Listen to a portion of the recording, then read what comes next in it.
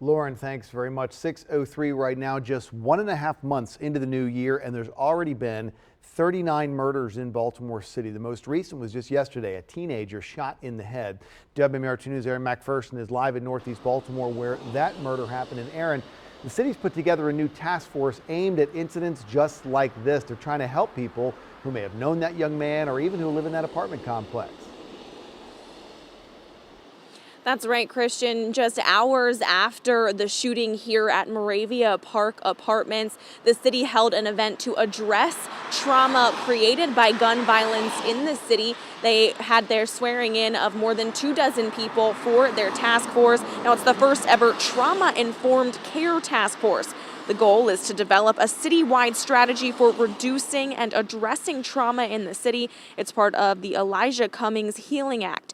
29 people signed their names to note their commitment to help heal the city. Councilman Zeke Cohen is one of them. He recently finished trauma training, and he says this task force will hopefully reduce the impact of violence, death, and cultural inequalities in the city while paying homage to Elijah Cummings. He said that our children are the living messages we send to a future we will never see. Today, we begin to build that future. This is not overnight work, but it is necessary work.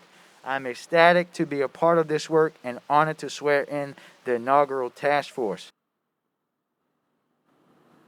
Now, this ceremony was yesterday afternoon. Now, yesterday morning, just before 9:30, a 16-year-old was shot in the head at the Moravia Park Apartments right on Moravia Road. He was rushed to the hospital but didn't make it. Police haven't released much information but did say they are investigating this as a murder, and they did question a suspect. Now, that person's name nor the victim's name has been released, but if you have any information about the shooting that happened here less than 24 hours ago, call Baltimore Police.